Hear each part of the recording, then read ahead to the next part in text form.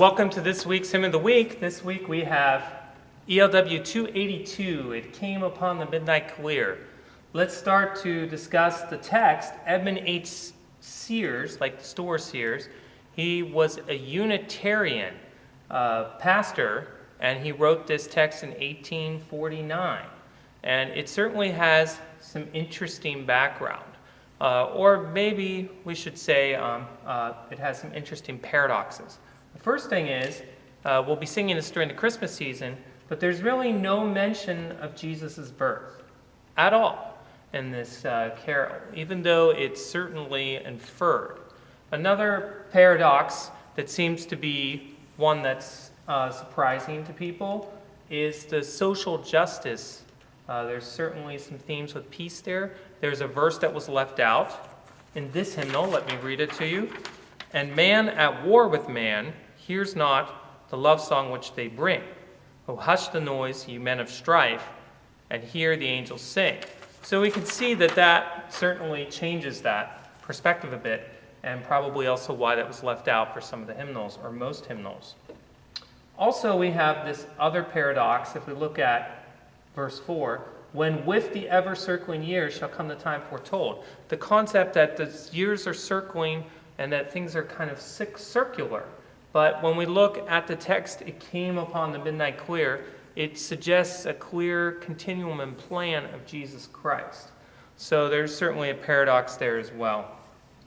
So when Edmund Sears put this into I believe the Christian Register is what it was called in 1849, it was viewed as probably more like a social justice piece or a way to maybe think of Christmas differently. Now, when we look at the music, Richard S. Willis, who knew Felix Mendelssohn Bartholdy from Germany, I can see some of this hints and styles of Felix Mendelssohn Bartholdy here. One of them is the clear suggestion, maybe I won't say suggestion, I'll say clear indication of keys moving really well. So you have the B flat to start, of course being in B flat to tonic, going to the dominant at the end of the first line. Then the second line, you stay on tonic. Third line, it goes back to the dominant, the F chord, and the last line, it ends on the B flat. So it's no surprise to me that we have that happening here. Then we have the B flat chord, but also this regular, predictable outline, harmonic outline. But then yet there's some interesting chords in between that we wouldn't always think of. Like one of the ones on Angels, we have like one like that. That's a really interesting chord, of course, the B flat, F sharp, D.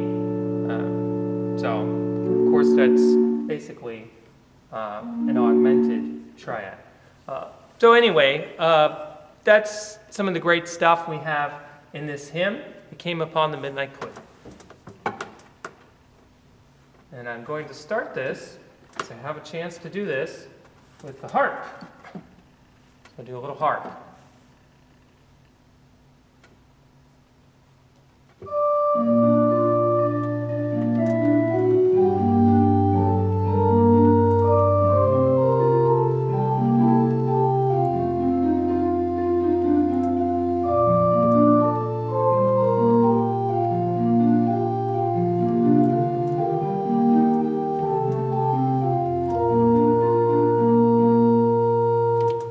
It's